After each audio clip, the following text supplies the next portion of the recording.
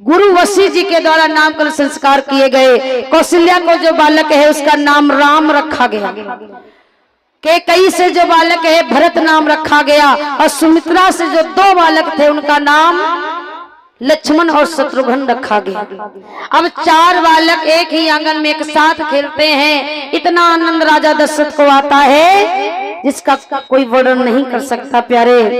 क्योंकि 4 बालक राजा दशरथ के हैं, उनमें से सबसे प्यारा राजा दशरथ को कौन है?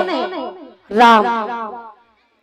राम राजा दशरथ की जान बन गए। जब से राम आए तब ते सोते जागते हंसते गाते रहते चलते सिर्फ राम को ही राजा दशरथ बुलाते हैं और राम को सिर्फ अपना ही समझते हैं। सोचते हैं ये मेरा, सिर्फ मेरा ही बालक है, ये कोई और नहीं है। और महाराज धीरे धीरे जब 4 बालक बड़े होने लगे, बारी बारी से सभी देवी देवता रूप रूप बदल करके आते हैं और इनके दर्शन करके वापस जाते हैं। और सब तो रूप बदल करके दर्शन कर चुके हैं, पर कुछ जब समय हो गया यानी राम समझदार हो गए, बड़े हो गए, तब कौन आया? गुरु विश्वामित्र। क्योंकि विश्वामित्र सोच रहे हैं कि अभी राम आए हैं, अभी किसी काम के नहीं, अभी जाने से कोई फायदा नहीं है। और जब गुरु विश्वामित्र को समझ में आया कि अब भगवान थोड़े बड़े हो गए हैं, समझदार हैं, कुछ करने के लायक हैं, तब विश्वामित्र चले। और जब विश्वामित्र राजा दशरथ के महलों में आए तो देख करके राजा दशरथ ने बड़ा सम्मान किया। मुनिवर, आपका कैसे आगमन हो गया? इतने दिनों के बाद आपका कैसे आना हुआ? विश्वामित्र कहने लगे, राजन मैंने भी सोचा कि आपके घर में 4 बालक आए हैं, मैं भी दर्शन कर लूं। राजा दशरथ कहने लगे, इतने दिन बाद? विश्वामित्र कहने लगे, हाँ। और जैसे इतना कहा, राजा दशरथ कहने लगे, मुनिवर बहुत अच्छी बात है, आप मेरे आंगन में पधारे और मैं अपनी खुशी की वजह से जो भी मेरे दरवाजे पर आया मैंने उसे खाली हाथ जाने ही नहीं दिया। जो जिसने मांगा उसको वो दिया, अपनी मर्जी से जाने क्या न क्या दे दिया। और मुनिवर, आप भी मेरे दरवाजे पर आए हो, आपकी भी कोई इच्छा हो तो मांग लो। विश्वामित्र कहने लगे, राजन ये मांगना जांचना मुझे पसंद नहीं है। अब मैं एक साधु संत महात्मा वाला क्या किसी से मांगूंगा? मुझे क्या चाहिए? कुछ नहीं। राजा दशरथ कहने लगे, नहीं मुनिवर, मेरे दरवाजे कोई आए और खाली हाथ जाए, इसमें मेरा धर्म नहीं कहा था। आप जो इच्छा करें वो मांग सकते हैं। अब विश्वामित्र सोच रहे हैं मैं क्या मांगू। अब विश्वामित्र सोच करके कुछ और आए हैं, क्योंकि उन्हें धन दौलत की जरूरत नहीं है प्यारे। विश्वामित्र कहने लगे, राजन बार बार मांगने की तो बात करता है और मैं आपसे क्या मांगू, तो मुझे क्या दे सकता है? राजा दशरथ कहने लगे, जो आप मांग दो मैं वही दे दूंगा। पर राजा दशरथ समझ नहीं पाए कि विश्वामित्र मांगने क्या है। और जब बार बार मांगने की बात की, विश्वामित्र कहने लगे, ऐसे नहीं मांगूंगा। अगर देना ही चाहते हो तो पहले 3 बार संकल्प करो कि हम जो मांगेंगे आप वही दोगे। राजा दशरथ समझ नहीं पाए, कहने लगे, बिल्कुल निसंकोच होकर के मांगिए, मैं 3 बार तिरवाचा करता हूँ कि आप जो मांगेंगे हम वही देंगे, वही देंगे, वही देंगे। अब जैसे 3 बार कसम खा ली, विश्वामित्र कहने लगे, राजन हमें कुछ और नहीं चाहिए। क्या चाहिए? क्योंकि हमें आपके धन की जरूरत नहीं, बल की जरूरत नहीं, हमें तो आपके किसकी जरूरत है? बड़े प्रेम से विश्वामित्र ने बोला कि अनुज समेत और रघुनाथा अन्नी शरबदे मैं हूँ सनाथा। हे दशरथ, मैं तुम्हारे अनुज समेत यानी लक्ष्मण के समेत प्रभु राम को मांगने आया हूँ, क्या दोगे? और जैसे राम की बात की, विश्वामित्र ने राजा दशरथ के पैरों के नीचे से जमीन खिसक गई। कहने लगी, मुनिवर ये क्या मांगा? आपने मांगा तो मांगा क्या? विश्वामित्र कहने लगे, तू ही तो कह रहा है ना मांगो मांगो, तो मैंने राम को मांगा, कोई चीज नहीं मांगी आपसे। राजा दशरथ कहने लगे, मुनिवर आपने सोच विचार के नहीं मांगा, आपको सोच लेना चाहिए, क्या राम कोई देने की चीज है? विश्वामित्र कहने लगे, इसीलिए तो राम तुम्हारे काम की चीज है, क्योंकि मेरा यज्ञ पूरा नहीं हो पाता और राम और लक्ष्मण को मैं अपनी रक्षा के लिए लेना चाहता हूँ। राजा दशरथ कहने लगे वो मेरे छोटे छोटे बालक हैं, ना समझ है, भला ये आपकी रक्षा क्या करेंगे, और अगर आपकी रक्षा करने के लिए कोई चाहिए तो हमें ले चलो। राजा दशरथ कहने लगे देखो मुनिवर, मैं सब कुछ दे सकता हूँ पर राम को नहीं दे पाऊंगा, क्योंकि आपको मालूम नहीं है कि राम मेरी जान बन करके रहता है। जब से आया है तब से मेरे प्राण मेरे राम बन गए हैं। मैं राम को नहीं दे सकता, और कुछ मांग लो। और कहने लगे इसके बदले में एक नहीं चार चार मांगो, 10 चीजें मांग लो कि धर धरनी दूं या स्वयं चलूं, सब तहस तहस नश्वर कर दूं, और पर राम लखन को देने में हे मुनिवर तुम्हें बताओ उत्तर क्या दूं। मैं राम लखन को नहीं दे सकता।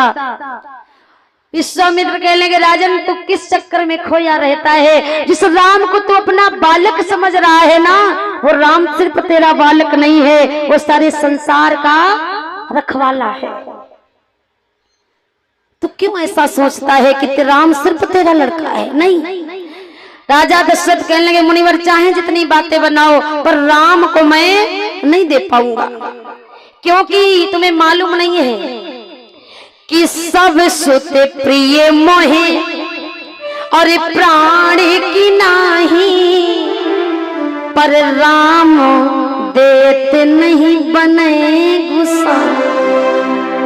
सब सुख मुझे प्यारे हैं प्राणों के समान, पर राम प्राणों से भी प्यारे हैं, राम को मैं नहीं दे पाऊंगा। विश्वामित्र कहने लगे अच्छा जरा याद करो आपके कुल की रीति क्या है, क्योंकि मैंने सुना है कि रघुकुल रीति और सदा चली आई, और प्राण जाए पर बचन न जाए। मैंने ये सुना है कि आपके कुल की एक रीति है कि प्राण क्यों ना चले जाए पर बचन नहीं जाना चाहिए, और आप अपने बचनों को झुठला रहे हो। राजा दशरथ ने जब ये सुना तो कुछ बोल नहीं पाए, बचनों से बंध गए। विश्वामित्र कहने लगे देते हो तो जल्दी दे दो, हमें देर हो रही है। और जब ये बात राम ने सुनी तो राम हंसने लगे, कहने लगे पिताजी बड़े मुश्किलों से ये अवसर मिला है, और अगर ये मुनिवर ये गुरुदेव हमें लेने आए हैं तो हमें जाने दो ना, क्योंकि राम ने भी विचार किया कि पहली बार ये मौका मिला है घर से बाहर जाने का, और अगर ये मौका खो दूंगा तो दोबारा घर से बाहर नहीं निकल पाऊंगा, और घर में ही बना रहूंगा तो पृथ्वी का पाप हरण कैसे होगा, कुछ नहीं कर पाऊंगा। बड़ा सुंदर मौका राम ने देखा। राम कहने लगे पिताजी ऐसा करो, बस यूं गया यूं आया, विद्या का भी अध्ययन कर लूंगा और इनका काम भी पूरा हो जाएगा, जाने दो। राजा दशरथ कहने के राम तू भी ऐसी बातें करता है, तुझे मालूम है तेरे बगैर मैं कैसे रहूंगा। राम कहने लगे पिताजी ज्यादा वक्त के लिए नहीं जाऊंगा, बस कुछ दिनों के लिए, जाने दो। और जब राम तैयार हुए तो लक्ष्मण कहने लगे भैया मेरा भी यहाँ क्या काम है, मैं भी चलूंगा। और दोनों तैयार हो गए। मैयाओं को जब पता चला तो माताएं सब रोने लगी, कहने लगी राम तुम्हारे बगैर ये अयोध्या नगर सुनी हो जाती है तो फिर इस आंगन की दशा क्या होगी, ये आंगन क्या कहेगा, तुम्हारे बगैर कुछ अच्छा नहीं लगेगा। माताओं को समझाया राम ने, चिंता ना करो मैया, मैं बहुत जल्दी आऊंगा, एक ही अवसर है, मुझे जाने दो। बड़ी आस लगा करके ये मुनिवर हमारे दरवाजे पर आए हैं, इनकी आशा को हम कैसे तोड़ सकते हैं। राम ने समझाया और समझा करके चलने लगे हैं विश्वामित्र के साथ। और जैसे ही राम थोड़ी दूर पर चले तो जाते जाते राजा दशरथ कहने लगे राम तू जा तो रहा है लेकिन एक बार मुंह करके मुझे देख ले, क्योंकि राम आज के बाद ये आंखें किसको देखेंगी, क्योंकि एक पल के लिए तू नजरों से दूर हो जाता है तो नजरें ढूंढने लग जाती हैं, और आज से मैं किसको देखूंगा, किसको बुलाऊंगा, किससे क्या कहूंगा। राम समझा रहे हैं पिताजी अगर आप इस तरीके रोते रहेंगे तो मैं जा नहीं पाऊंगा, आप मेरी भावनाओं को समझिए, मुझे जाने दीजिए, आप रोना बंद कीजिए। राजा दशरथ कहने लगे चाह करके रोना नहीं चाहता हूँ, लेकिन ना जाने क्यों मैं आपके बगैर रहना नहीं चाहता हूँ, क्योंकि मैंने तुम्हें चौथेपन में पाया है और आपके बगैर मेरे प्राण शायद नहीं बच सकते। राम मेरी बात को समझो। राम कहने लगे पिताजी मैं समझता हूँ। और जब राम आगे को बढ़े हैं तो राजा दशरथ कहने लगे राम बस एक बार और देख लो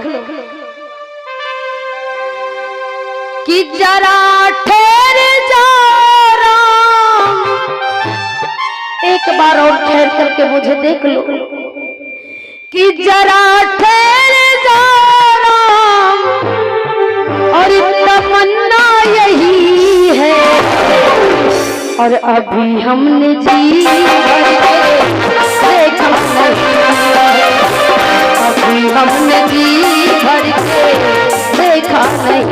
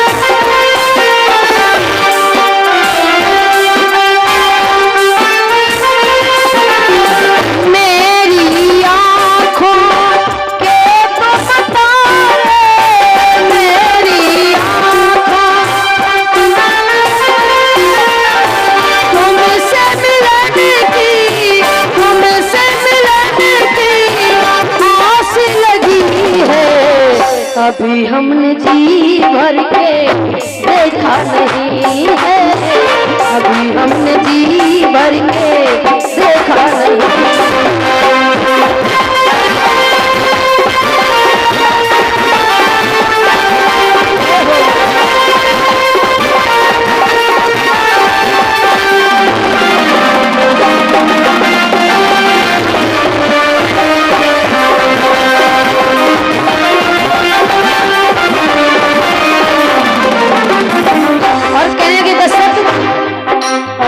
जा रहे राम लौट के आना, जा तो रहे हो लेकिन जल्दी आना, जा रहे राम लौट के आना, देखो तुम हमको न भुलाना, जा रहे राम लौट के आना, देखो तुम हमको न भुलाना, हम तो तेरे आशिक पुराने हैं, हम दीवाने हम दीवाने हम दीवाने हैं, हम दीवाने हम दीवाने हम दीवाने।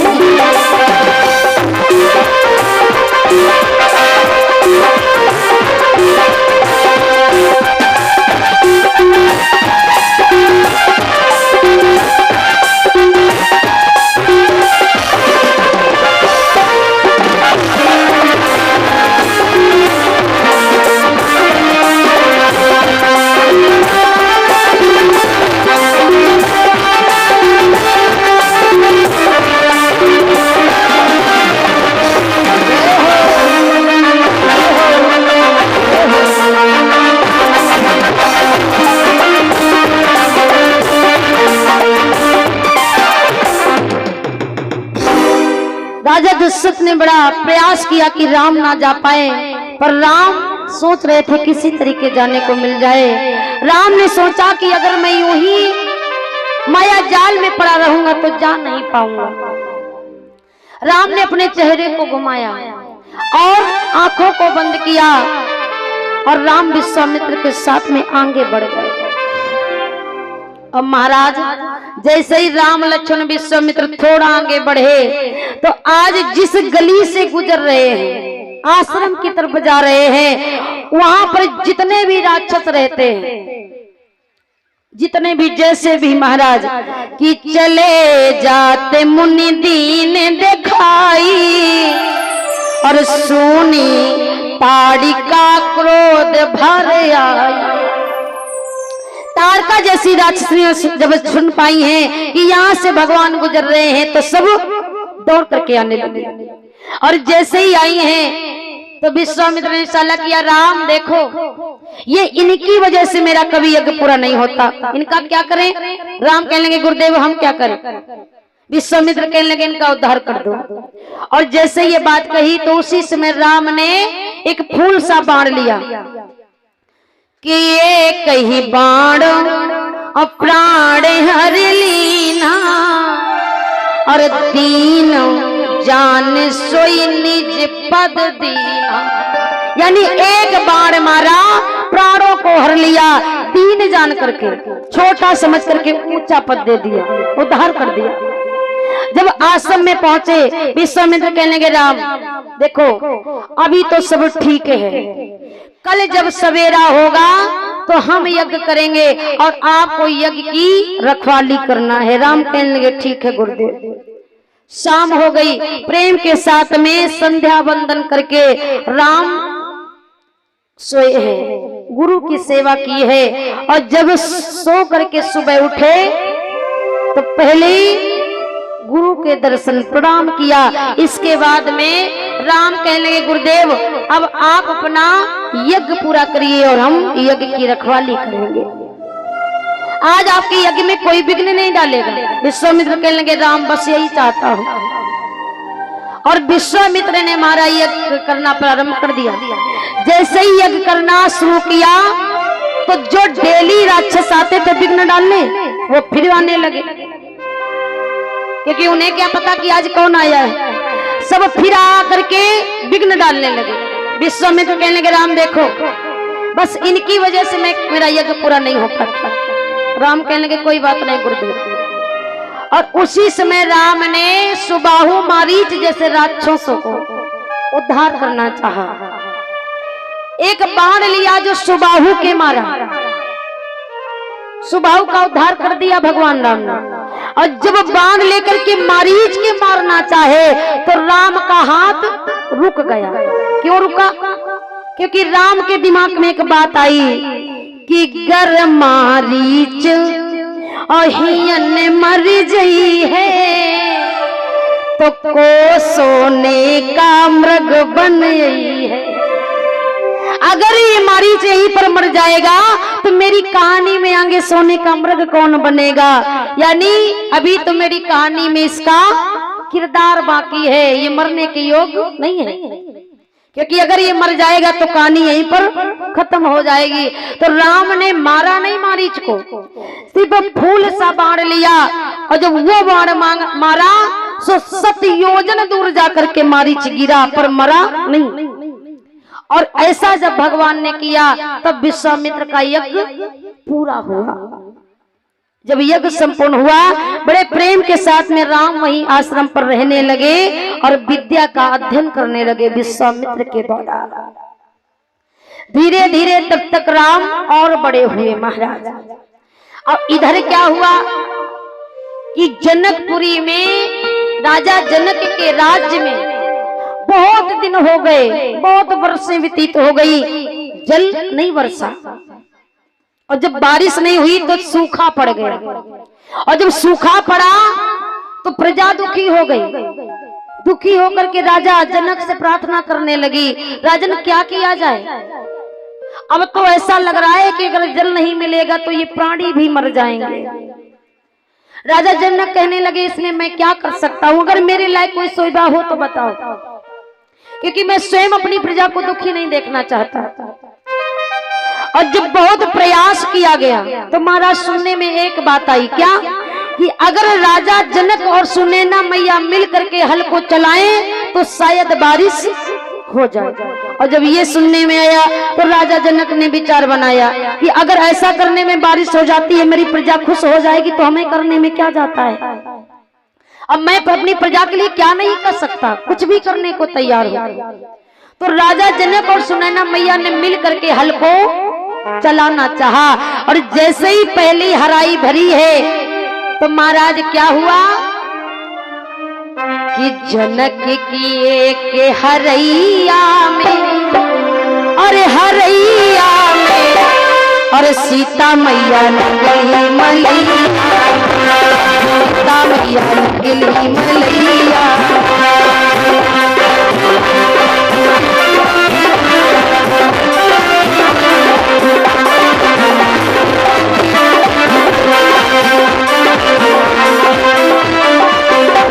और जनक किए हरैया में, हरैया में, हरैया में, और सीता मैया निकली मलैया, सीता मैया निकली मलैया।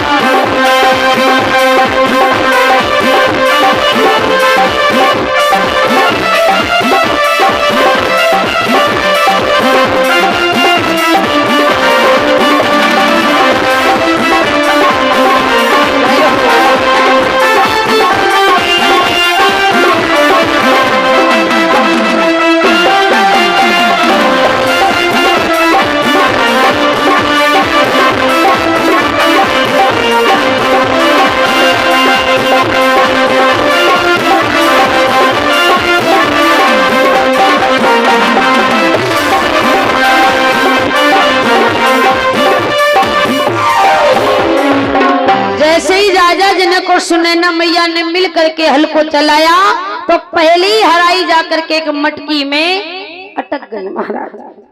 और जैसे रुकी तो जब जाकर के राजा जनक और मैया सुनैना ने देखा तो उसी मटकी में एक सुंदर सी कन्या फूल के समान जब देखी है सुनैना मैया ने तो मैया ने अपनी गोदी में उठा लिया, कहने लगी अरे मेरी वाकई में कोई संतान नहीं थी, अब तो इस कन्या को मैं रखूंगी। और गोदी में उठाया और उसी समय महाराज घोर बारिश होने लगी, सारी प्रजा जय जयकार करने लगी। सारी प्रजा जो दुखी थी वो खुशहाल हो गई। अब तो राजा जनक और सुनैना मैया उस कन्या को घर में ले आए, इतना प्रेम करने लगे, अपनी कन्या के समान लालन पालन किया। सीए से पैदा थी तो सीता नाम रख दिया। राजा जनक तो इतना प्रेम करते हैं कि जानकी कह के बुलाते हैं, कभी वैदेही कहते हैं। और महाराज बड़े प्रेम के साथ उस सीता को आंगन में जब हंसते हुए देखते हैं तो बहुत प्रसन्न होते हैं। धीरे धीरे वो जानकी उस जनकपुरी में बड़ी होने लगी, महलों में खेलती है। राजा जनक जब देखते हैं तो खुशियों का कोई ठिकाना नहीं रहता। धीरे धीरे जब वो कुछ बड़ी हुई तो परीक्षित महाराज हुआ क्या कि राजा जनक के महलों में शंकर जी का धनुष रखा था, जिस धनुष को कोई तिल भर उठाना दूर रहा, इधर से उधर भी नहीं कर पाया। और वो वहीं पर रखा रहता था, वहीं पर पूजा जाता था, वहीं पर साफ किया जाता था। और एक दिन की बात है कि जब जानकी थोड़ी बड़ी हुई तो अपनी सहेलियों के साथ में जानकी खेल रही थी। और जैसे खेलते हुए उस धनुष के पास से पहुंची तो जानकी को वो धनुष अपने खेल में अड़चन लगने लगा, बार बार बीच में आने लगा तो अड़चन लगने लगा। और जब अड़चन लगा तो जानकी ने सोचा क्यों ना इसको उठा के किनारे रख देती हूँ, बार बार बीच में रखा है। तो जानकी ने एक ही हाथ से कि श्री जनक के दुलारी और सीता ने और बचपन में कौतुक दिखा दिया।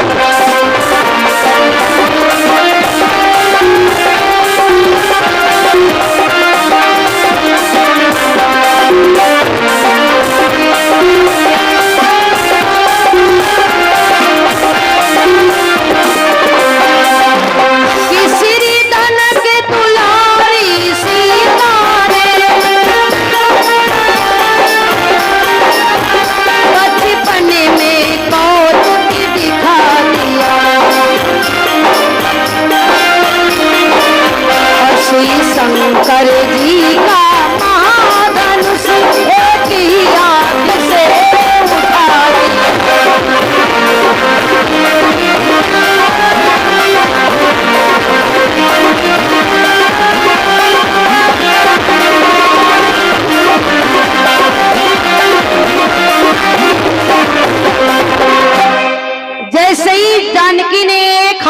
धनुष उठाया और खेल ही खेल में उठा के किनारे रख दिया।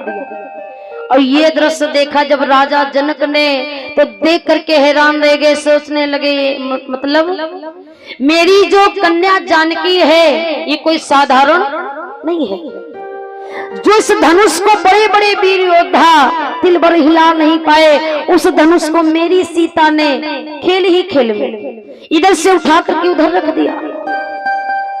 इसका मतलब मेरी जानकी कोई साधारण कन्या नहीं है, और अगर मेरी जानकी इस धनुष को उठा सकती है तो मैं भी आज एक प्रण करता हूं। महाराज राजा जनक ने बहुत बड़ा प्रण किया, सोच नहीं पाए कि मैंने कितना बड़ा प्रण कर लिया है, और अपने राजसभा में जाकर के पहुंचे और प्रजा के सामने ऐलान करने लगे क्या कि जिस महावीर की महाशक्ति और ये धनुआ तोड़ दिखाएगी, और उसी वीर से निर्विवाद ये जान की जी ब्याही जाएगी।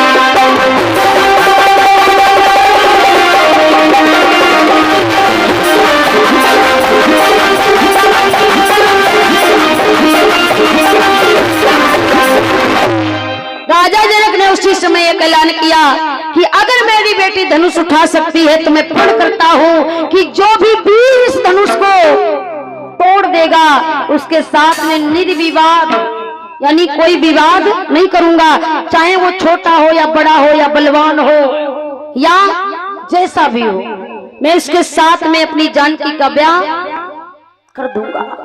और जब इतना बड़ा प्रण किया, प्रजा सुनकर के हैरान रह गई, कहने की राजन इतना बड़ा प्रण करने की क्या जरूरत है।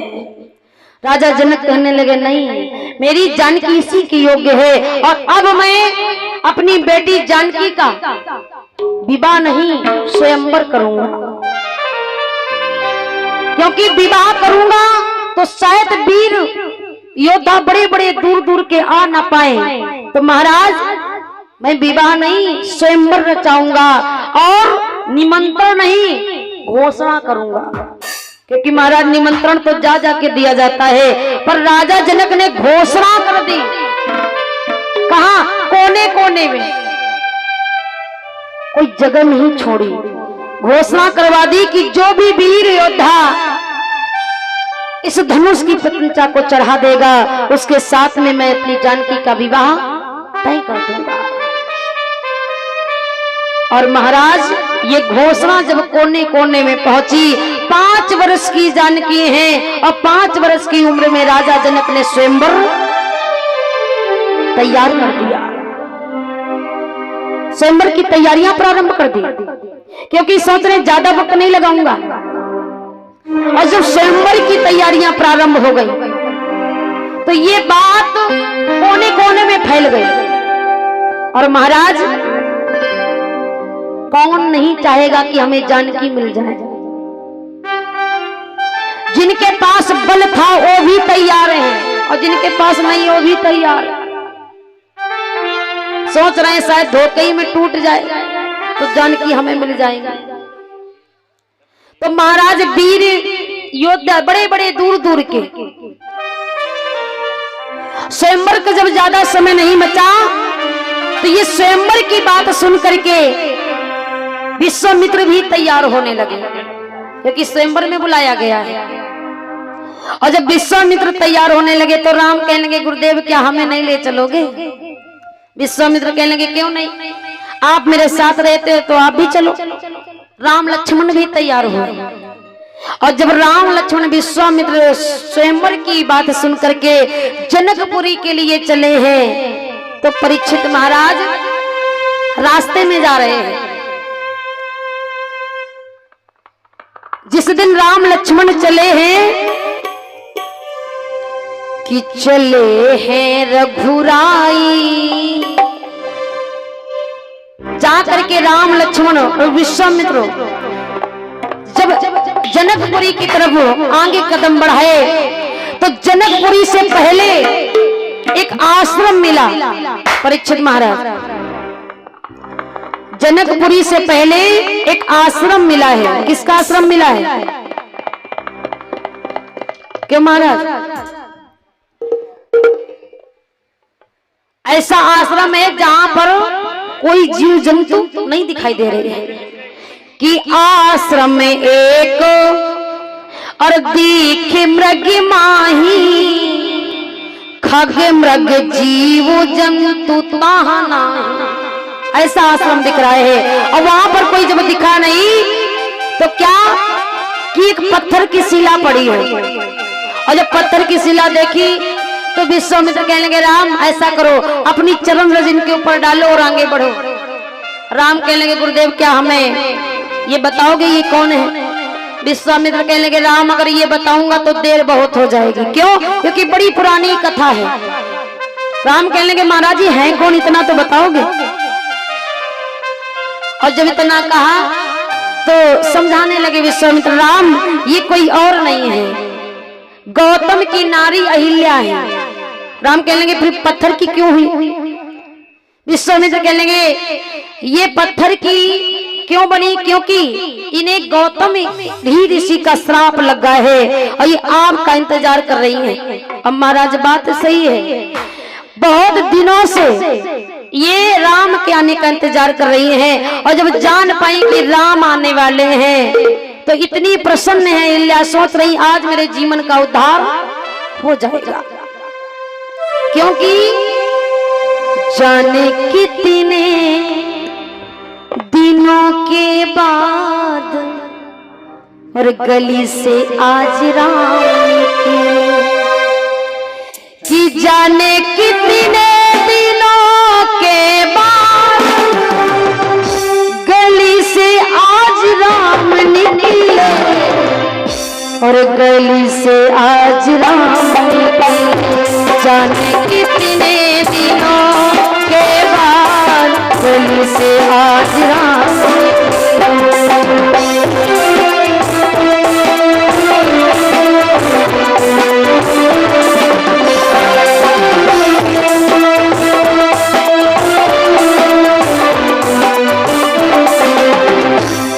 गली से आज राम निकले, गली से आज राम निकले, गली से आज राम निकले, गली से आज राम।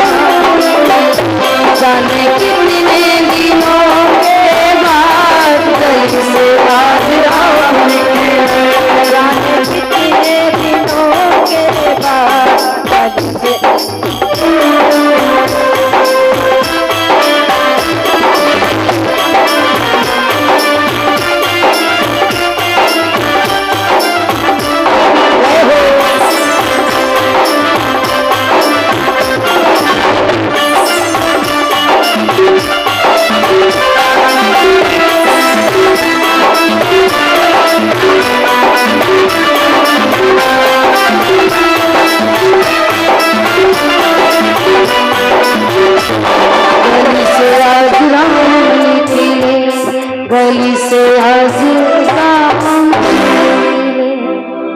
आज उसी समय विश्वामित्र के कहने पर राम ने अपनी चरण रज जब डाली है अहिल्या के ऊपर तो अहिल्या एकदम से सुंदर नारी बनकर के तैयार हो गई।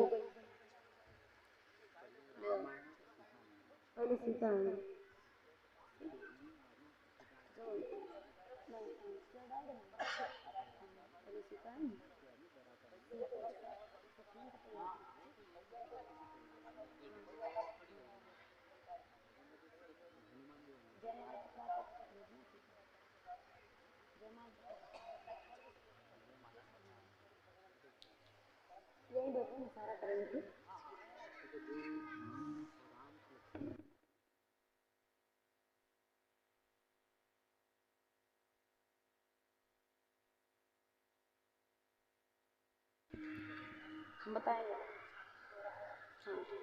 क्या? हाँ वो बताएंगे।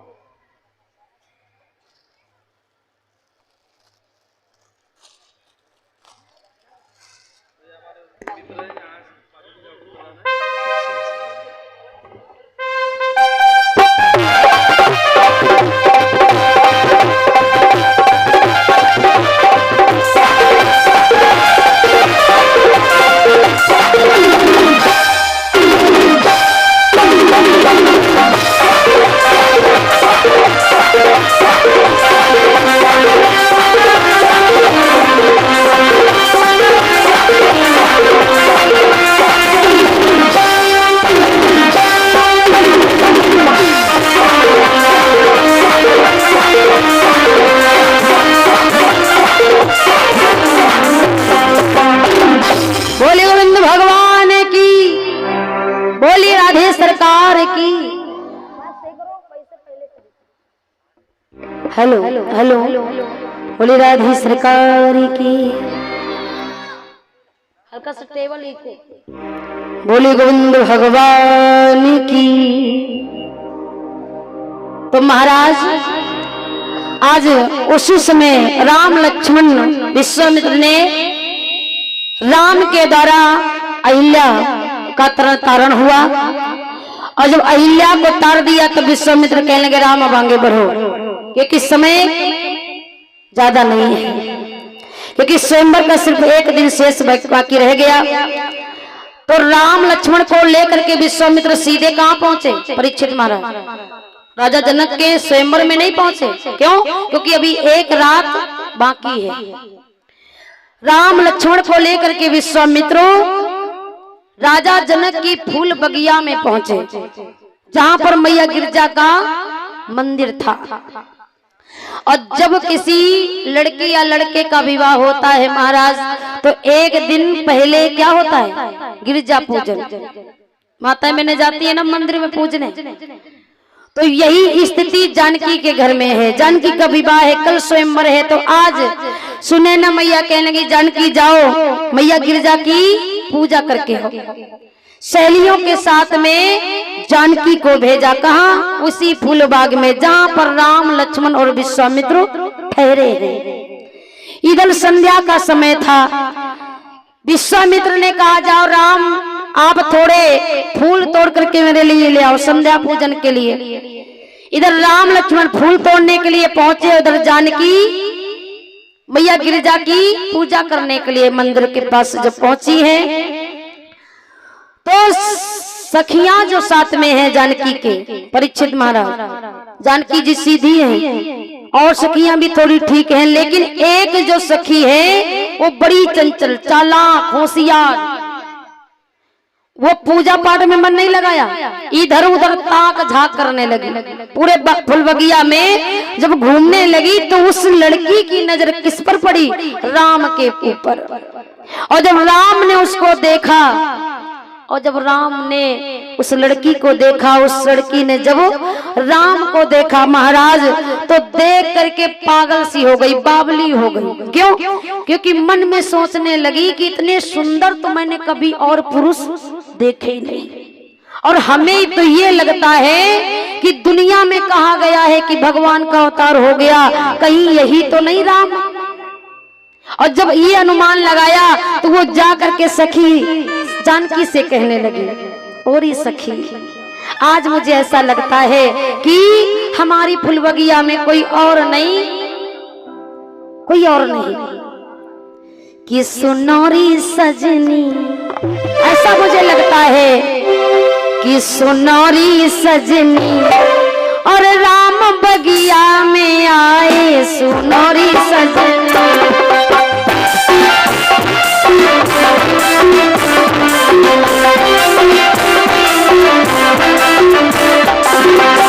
कि राम बगिया में आए, राम बगिया में आए, राम बगिया में आए सुनौरी बहना सुनौरी गुई, राम बगिया में आए सुनौरी सजनी।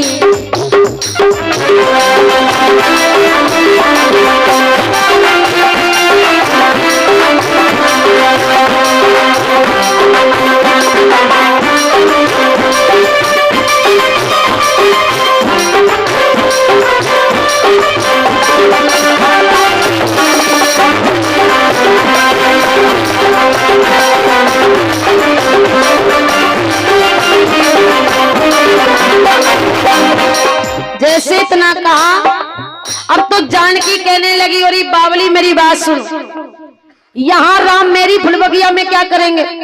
वो राम हैं, वो यहाँ पर क्यों आएंगे? तू बावली हो गई है, तो उसने किसी और को देखा है। वो लड़की कहने लगी नहीं जानकी, अगर तुम भी उन्हें देखोगी ना तो तुम्हारी भी यही हालत होगी जो मेरी है, एक बार देख लो ना। जानकी कहने लगी हमें नहीं देखना, तू ही देख ले। लेकिन वो सखी कहने लगी नहीं जानकी, एक बार मेरे लिए, मेरे कहने पर एक बार देख लो ना, अभी पता चल जाएगा वो कौन है। अब जानकी कहने लगी नहीं मानती हो तो चलो देख लेते हैं। और जैसे ही बार बार कहने पर जानकी जी पहुंची हैं और जब जानकी ने वाकई में राम की तरफ देखा तो इतने सुंदर राम का स्वरूप है, देख करके जानकी की आंखों ने बंद होना तो बंद कर दिया, देखती रह गई। वो लड़की कहने लगी क्यों